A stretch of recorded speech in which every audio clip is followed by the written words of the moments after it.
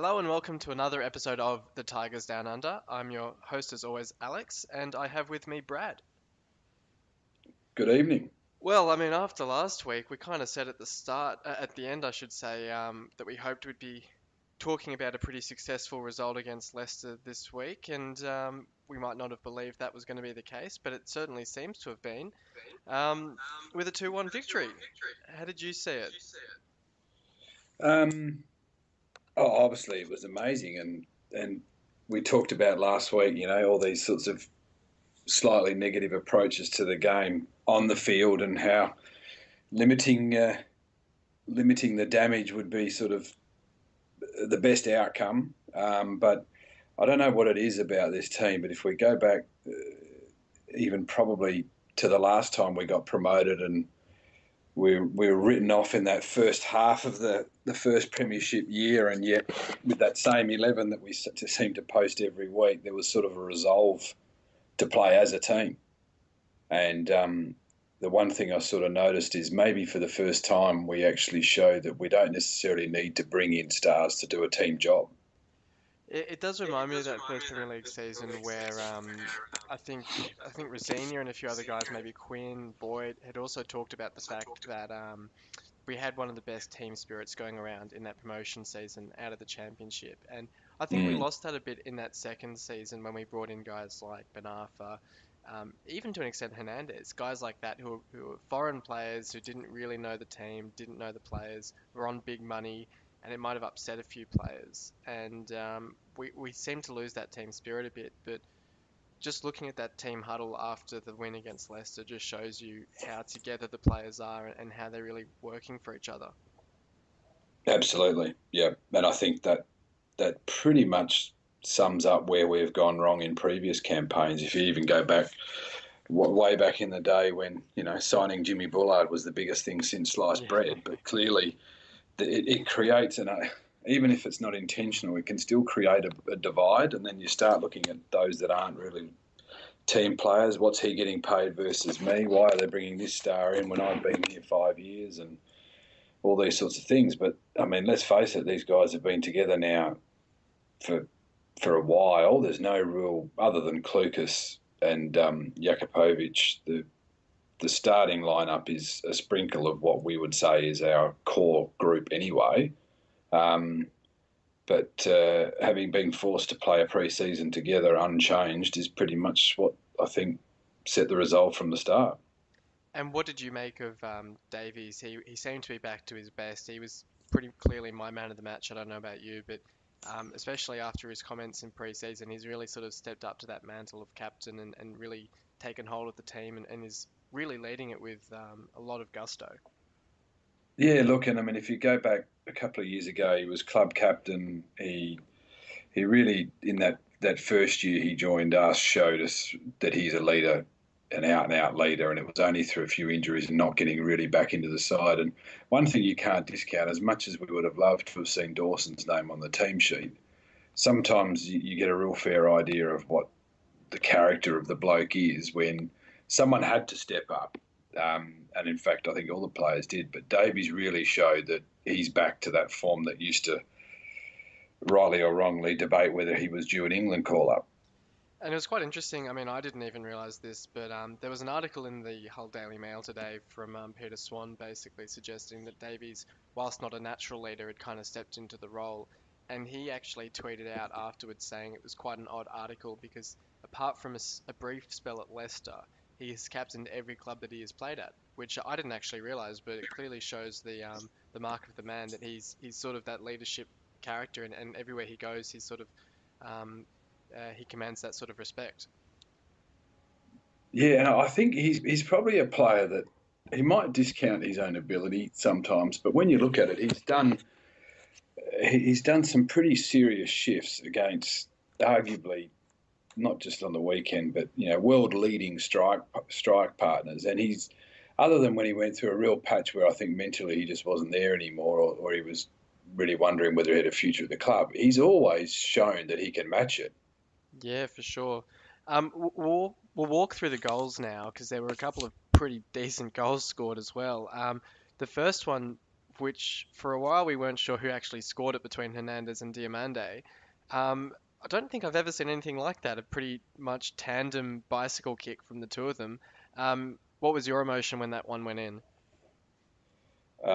Look, I was shocked, and then the text messages started to come through from all those doubters out there who were starting to become friendly again. But I think probably the thing, I don't know what it was. I was probably more nervous in the first 5 minutes than I've been for a long time, purely because I just did not want to concede one. But I just had this feeling early doors that we actually looked like we were settled in. We could snatch something here. But I always find it funny when you talk to people even days later that didn't actually realise that Hernandez wasn't credited with the goal. Sorry, that Hernandez was credited with the goal. So Oh, Diomande was in the end. yeah, that's right. So yeah, it was. Look, anything that looks spectacular on the highlights reel is always good.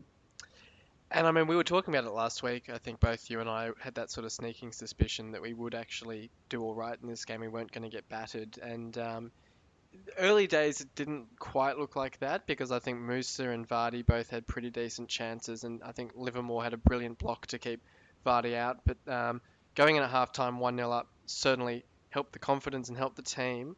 And conceding so soon after halftime obviously put a huge dent in that. Um, the replays show that the contact was outside the box, so it was pretty clearly not a penalty. What did you make of it? Yeah, look, I suppose without sort of being negative, it's the one thing that I could be really critical of Huddleston, and this goes back to when he first joined the club. We know that on the ball he's as good as anyone, and whilst he looks pretty slow running around, he makes good ground everywhere. But the one thing, he gives away really silly free kicks. And I still remember back to, I can't remember the exact game, but I Was it the remember we were Manchester playing at City game? Chelsea.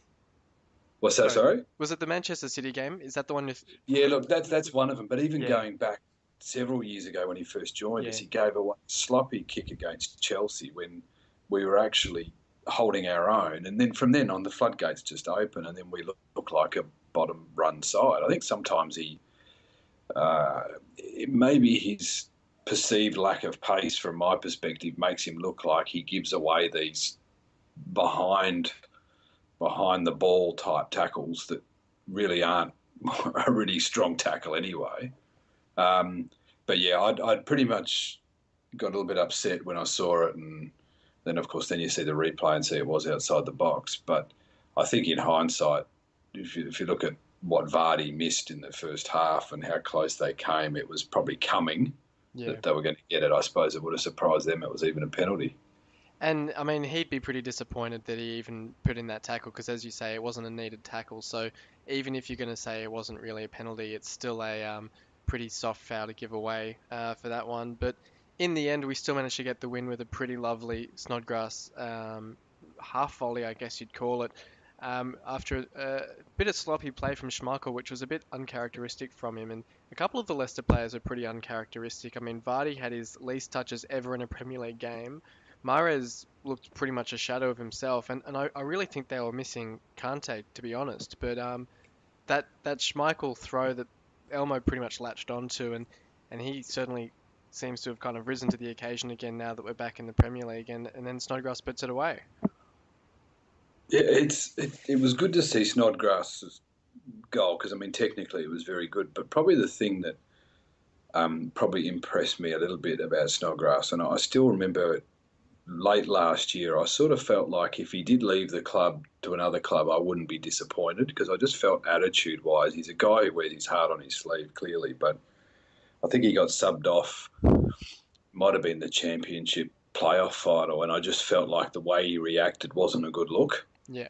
And at times he feels like he's hard done by or something, but He's we know certainly got with a very fiery Scottish mentality. yeah, which is great, which is what what you like about him. But the thing I probably Yeah. liked about the goal more than anything is for those people that don't watch every minute of every City game, they wouldn't know how good he can be Yeah. technically with the ball. I mean, we can see how good some of his corners can be.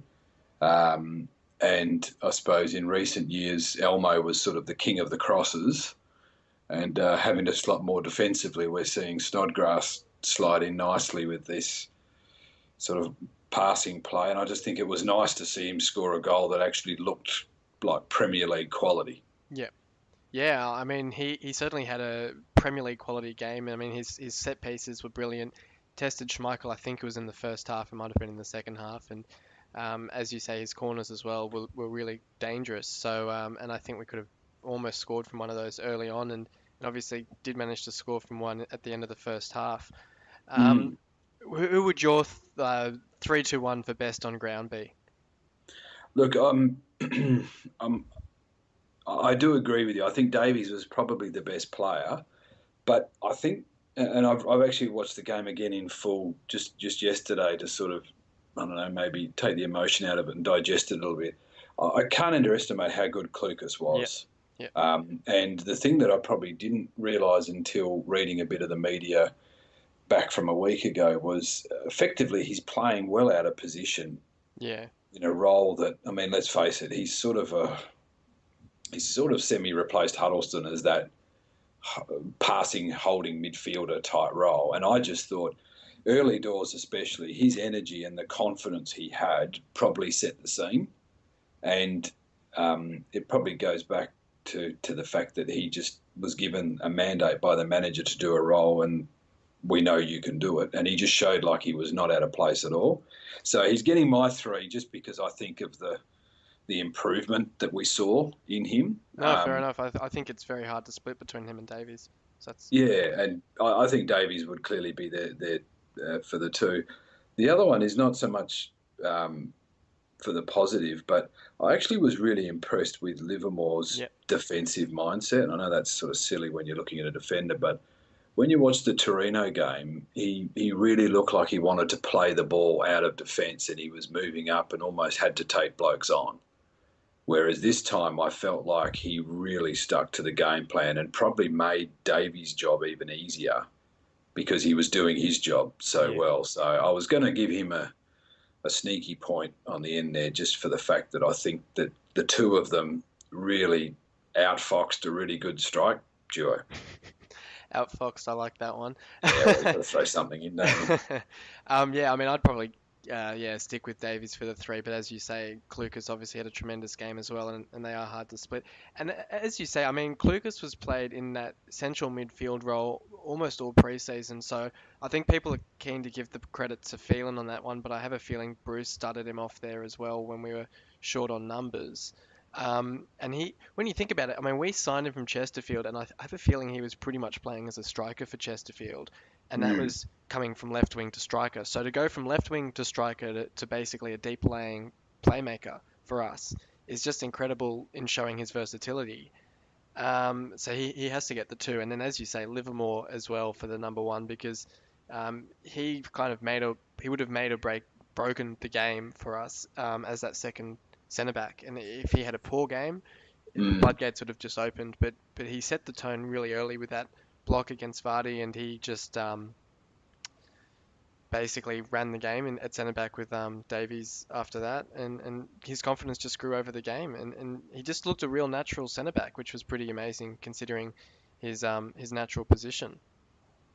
Agree, and it depends on what obviously what coverage you watched. But I had the pleasure of watching SBS's coverage, which probably the only sensible thing I heard mentioned was the fact that the game plan just really suited the way I think Davies and Livermore actually play, and that is a pretty predictable way Leicester seemed to want to play that ball into Vardy, and you had one peeling off and one sitting tight, and they just did it so well. Absolutely. We'll move on to arguably less optimistic topics, but some of them relatively good news. In terms of the potential takeover, we had the Chinese consortium in the crowd for the game, and they were pretty happy to celebrate the goals as they went in, which was good to see. And from all reports in the last few days, it looks like some of the mortgages on our training grounds have been paid off in full, which does seem to suggest that there's some sort of move on the cards in a positive manner. What do you make of that? Do you see that as a good sign that things are sort of progressing and might be wrapped up soon? Yeah, look. I suppose it's one of those things. I mean, the press normally get a good sniff on things, and they're generally not too far off the mark. But it's sort of, for me, it's one of those things that when you see, players holding up the shirt, then you know you've got them. And in this case, until we've sort of got that Yeah, confirmation, I'm always still a little bit sceptical. I think the fact that clearly the Chinese consortium wasn't just two people there for appearance. I think there was about 9 or 10 of them, or a minibus full of them. So they weren't necessarily just there to have a little quick trip out yeah, on a Saturday afternoon. But I think probably the only thing that still worries me is the ability to effectively just take the club over and move swiftly, because the transfer window's closing at a rapid rate.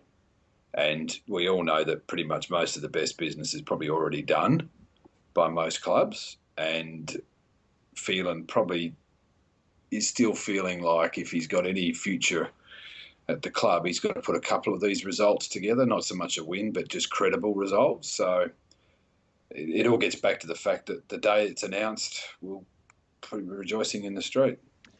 On the topic of transfers, Nemanja Nikolic, I believe is his name, has been linked to the club, and I think from himself, he's actually said that we've put an offer on the table for him, and he's considering it. And he has a second leg of the Champions League to go for Legia Warsaw, and then he'll consider the offer. I think it's for about 3.5 million pounds. He has a decent scoring record over there in Poland, which admittedly isn't one of the top leagues in Europe. Um, it's interesting. I don't know what you make of it, but we've been linked to a lot of strikers lately or attacking players lately, and my sense of it is that we actually probably need to sign defensive players more than anything. Yeah, look, I'd agree 100% with you, and I still don't obviously know a lot about what our backup options actually are. Um, come 6 to 8 weeks time with injuries and so on. But probably the thing that worries me is clearly we've got a makeshift um, central defensive duo that there is no way can last that intensity for 30 plus games. And realistically, without sort of discounting the value, we've got to score goals, but we know that in this league we've got to just be able to grind points. And there's no point trying to chase games when we're 2-0 down. We've got to set the tone like we did on the weekend and have the players to do it. So probably the only concern I've got with signing another player, and I hope I'm really wrong on this, but we've signed a lot of players in the past from, let's say, second tier Mm. football. And not to discredit the Polish league at all, but this guy's obviously not a household name. You have to do a lot of internet searching to get the stats. Whereas it'd be nice to think that if the club's willing to get someone involved with this pretty good form work we've now got in this base, it's got to be someone who's not coming in on let's say, a potential effort, but someone who's got a proven track record of effort. Yeah, I mean, you look at Sagbo, you look at Proschwitz, you look at Ndoye, even Hernandez in his first season. They're all players that we've signed from overseas that obviously took a while to hit the ground running if they ever did, and the others have just struggled to even adapt. And I think quite early in the window we were linked to someone like Will Grigg, and you think, I mean, he might not be able to cut it at Premier League level, but at least he has experience in the English game. He has confidence. He's got hunger to succeed at that level, and he's young. Whereas I think Nikolic is 29, 30, so this would almost be sort of his last chance to really prove himself in the Premier League, which on one hand might really motivate him to really give it a crack. On the other, if he doesn't do too well after 6 months and we're looking like being relegated, he might just completely drop off. Yeah, it's a pretty good point actually, because we know that at some stage during the season the chips will be down and you'll need players to pick up. And if there was a way that someone could say to you now, the 11 that we put on the park last week can remain 100% fit for the whole year, then you'd probably just bring in a sub for each line and leave it at that. You wouldn't want to disrupt the harmony too much. But probably the only exception with Hernandez, I think, was that he'd scored those goals at international level that showed you he could play. Yeah. And I probably think that when he first came to the club, there was reports he sort of struggled to fit in with, Yorkshire life, let's call it. But I think probably the fact that he's warmed up to the occasion showed how his form warmed as well. Yeah. But I think you're right. I mean, Proswich and we can go back over a few years now. We seem to be a graveyard for European strikers chasing, Premier League careers. But in the end, I think sometimes you could do well with just trying to find a good squad player. And then just a final question about the off-field issues around the club recently. Protests on Saturday, we talked about it last week to an extent, and hoped it wouldn't have a negative effect on the team. And obviously it hasn't had a negative effect on the team at all. But what was your take on it? Obviously it got a bit of coverage on SBS and on other forms of media with our red card protests. And I think there was some graffiti sprayed on the stadium, which I really was quite disappointed in because I think that's not the way to go about it. It kind of sends the wrong message about the type of person who's protesting, but most of the protesting was done in the right way. And how did you see that? Yeah, look, I sort of thought we might actually see a bit more on the TV coverage, but I think, clearly the commentators, both on the game itself and in the press afterwards, we're all very sympathetic. So you're getting that national and now international profile on the issue, which really was probably going to be more damaging than anything else we could have done. The graffiti on the side of the stadium, I can understand it. I don't condone it, but I can understand it because it got the desired effect to some extent. It made national news in the UK and was even noted on Fox here in Australia. So, in a way, a bit of graffiti did go a long way. But I think probably the thing that really reassured me, and it's easy to say now we actually won the game, but clearly in the pre-season, the players know what's going on. And, even Curtis Davies' cheeky little tweet that went out with the photo was actually probably the sign of how together these blokes actually are. And I think in a way, all this sort of protest and what's going on with the club is probably actually helping back the players even more because they can see that the players, obviously, clearly we need new players, and the fact that the people are really out there expressing their frustration and love for the club at the same time is. I actually thought, especially from the off, I thought that the crowd that was there was really supportive. I don't know what the attendance actually was, but it seemed to be a pretty good environment from the supporters.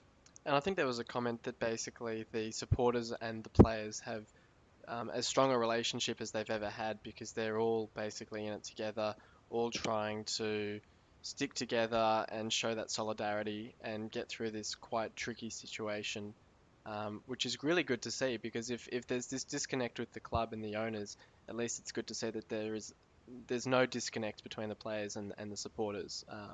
So I think that the attendance was around 20,000, so I think it was our lowest ever Premier League attendance, which sends a message all in itself. But as you say, those who were there were loud and supportive of the players, and it was as good an atmosphere as I've seen in quite a while at the KC, or KCOM as it is now. Yeah, and obviously the listeners in the UK that actually attend the games would know a lot more than us. But I'd probably say at least now you can say that all the supporters are actually sitting on the one side. And I know there was issues last year in the crowd with different divisions over the City Till I Die and all that sort of program issues that was going on that was turning the supporters on each other. But I think clearly on the weekend, maybe we hit that depth where everyone just has had enough.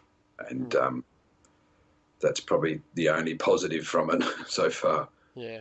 Well, we'll move on then, and wanted to ask you a couple of questions because we didn't get the chance last week. We had Logan on as well, and we were previewing the game. But I thought I'd take the opportunity, as I have with everyone else who's come on the podcast, to get to know how you started supporting the club a bit better, because people listening in can obviously see, or hear, I should say, that your accent would suggest you're not from Hull originally, if that's correct. Pretty much, yes. So what drew you to the club, and what kind of made you a Tiger?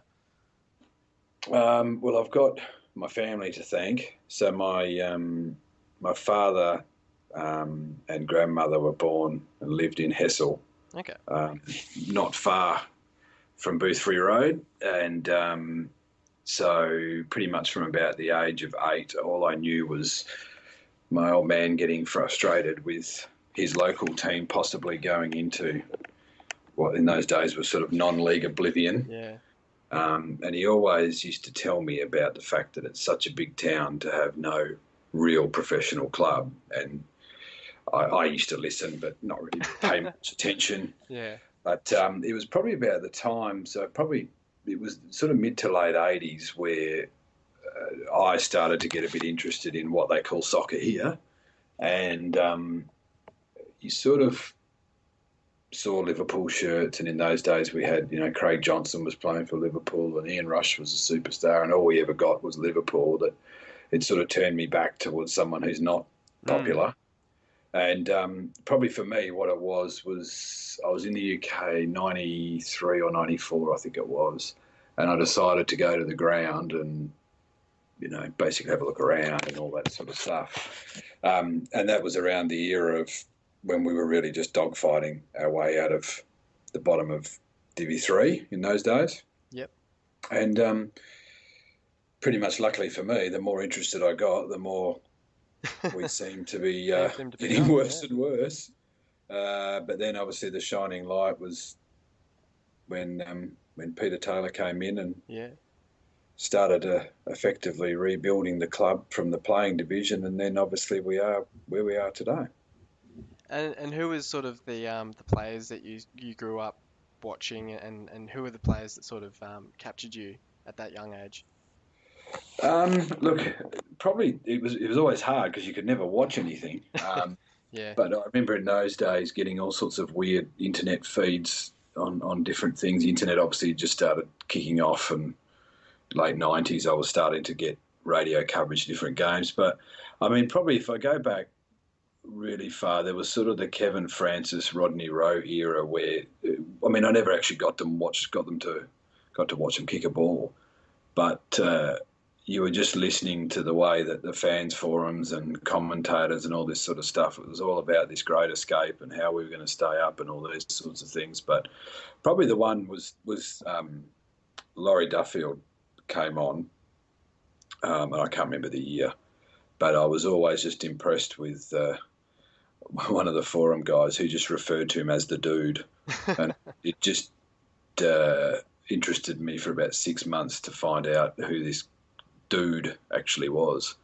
But yeah, look, long story short, my favourite player, even to this day, still Ian Ashby, purely because I think for a guy who had the least talent of any Hull City captain ever, he just gave hope to any footballer who thought they could put in hard work and get somewhere.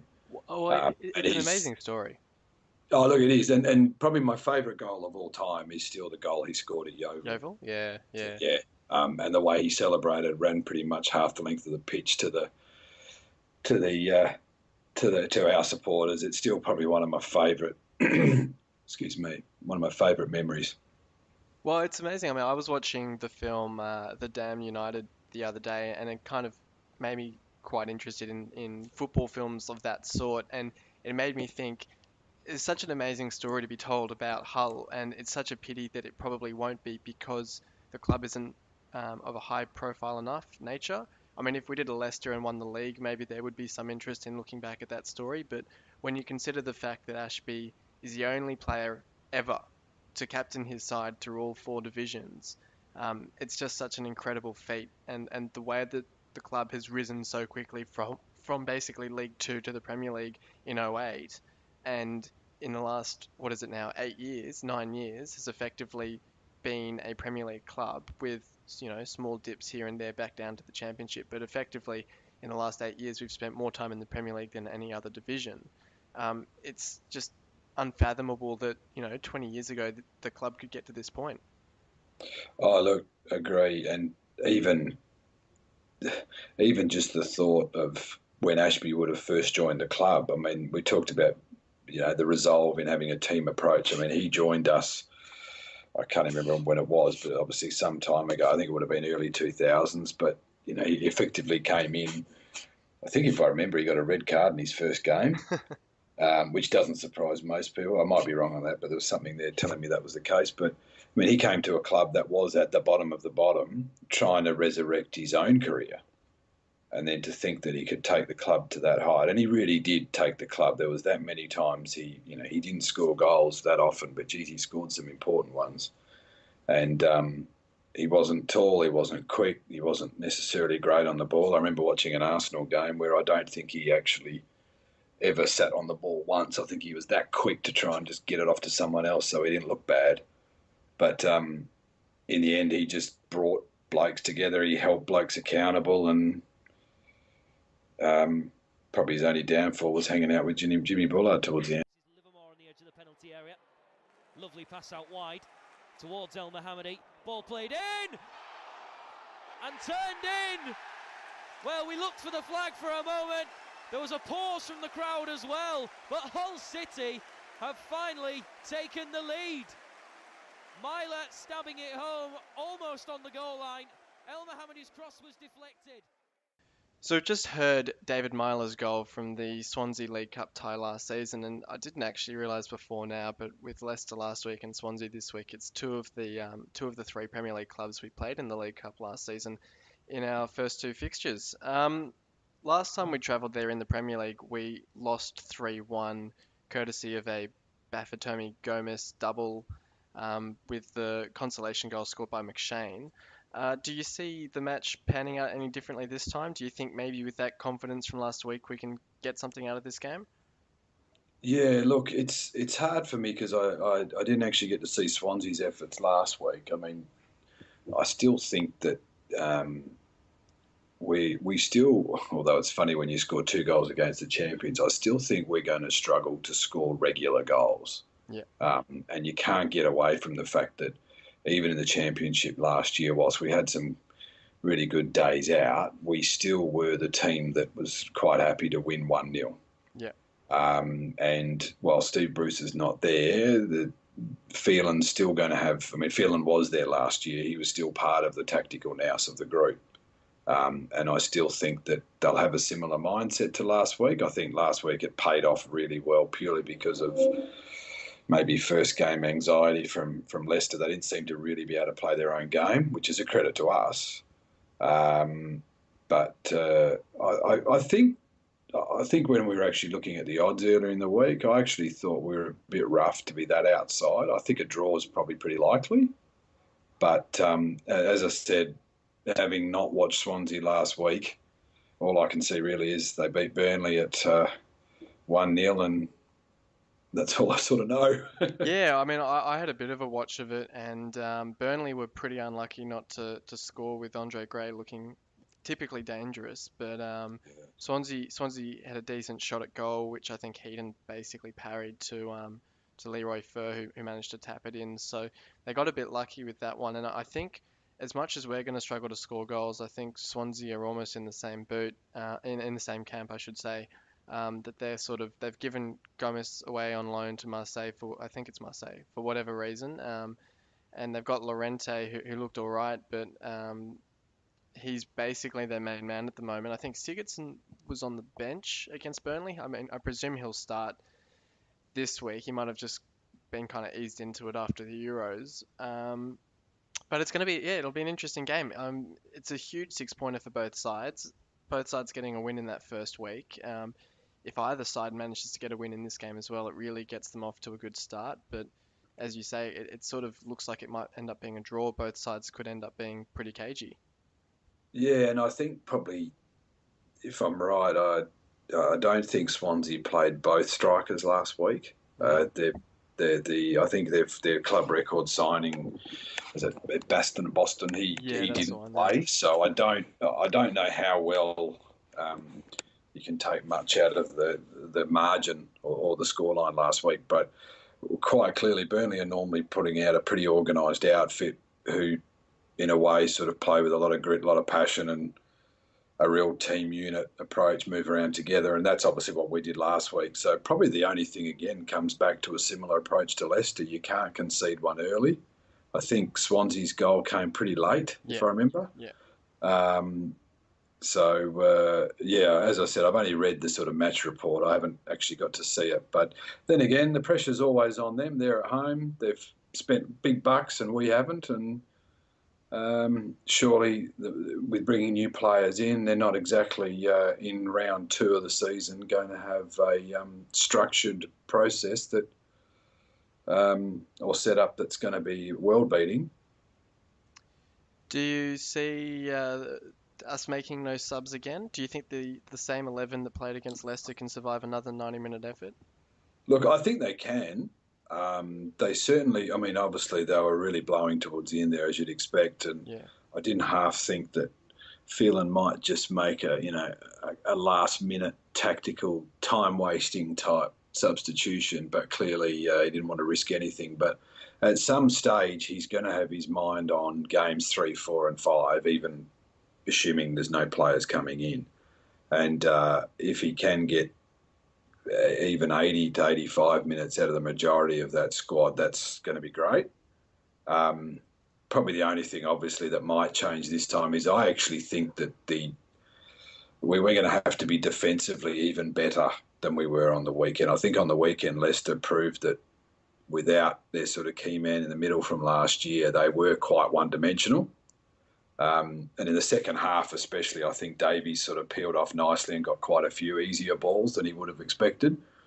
But this week, I think we're going to be up against 2 strikers really trying to show that they're worth something, and the risk of conceding an early one might be there, so it might force our hands with subs.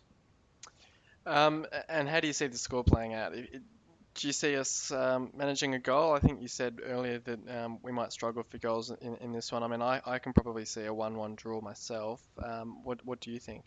Yeah, look, probably the more I've thought about it during the week, I originally thought a draw was pretty fair, but it might be one of those 1-1 type games. I mean, if we can go to Swansea and get a point, that'd be great. We've still got to look at the fact that apparently, according to some pundits, we're the worst team in Premier League history. So coming from that angle, you've got to think that every point you can pick up is great, and I think 1-1 would be a sound result.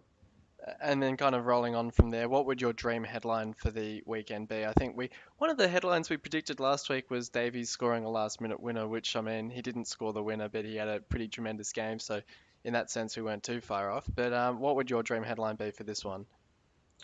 I hadn't actually thought about this yet. I think probably for me would be Phelan sitting in the presser afterwards with his hands out, saying, "What do I actually have to do to get this job?" That'd be a great headline. Because I did like the fact that he got a lot of media this week. He did, yeah. Since the result, and I really like the fact that the guy, he seems to be pretty humble, and he's not one of these sort of outlandish characters. He seems to be a real worker, and I think he deserves that. And then apart from, Swansea 4-0 or, Davies ACL, what would your nightmare headline be? Oh, yeah, definitely. Pretty much any injury would be. I think I might have said that last week too, so I'm being pretty predictable. But yeah, I think any injury at this stage is not great. Even with reinforcements coming, you don't want any of these guys injured because clearly they could do the job once. And in the cold depths of winter, that might be these same guys you're going to call on again, no matter who you've got. Yeah, I mean, I think for me, it'd be a last-minute goal for Swansea. If we can sort of hang on for a point, that'd be brilliant. So any sort of last-minute goal or another incorrect penalty call would probably break my heart if it meant that we were going to leave the ground with no points in that one. So here's hoping for another 3 points or even just a point. I think if we can get off to an undefeated start after these 2 games, I think, to be honest, we would have been pretty happy with just a couple of points out of our first 6 or 7 games. So to already have 3 points on the board is pretty impressive. But thank you very much for going on, Brad. No, thanks for having me, mate. I'm looking forward to watching City tackle them again. Really interested. The optimism's back. Yeah. The difference the week makes. Win 3 points on the board, and suddenly we can't wait for the next game. It's good. It's well deserved. I think, especially for the supporters. Supporters have been to hell and back over a long period of time. Effectively get kicked in the bollocks with different things, and the fact that we got our day in the sun last Saturday to some extent, both on and off the field, was really encouraging. Absolutely. Well, thank you for coming on, and thank you everyone for listening in. Until next time, when hopefully we're discussing a really successful win against Swansea after a really great win against Leicester. Until next time, come on, City. Yeah, the city's on fire. We're going higher and higher. There's no turning back 'cause you're out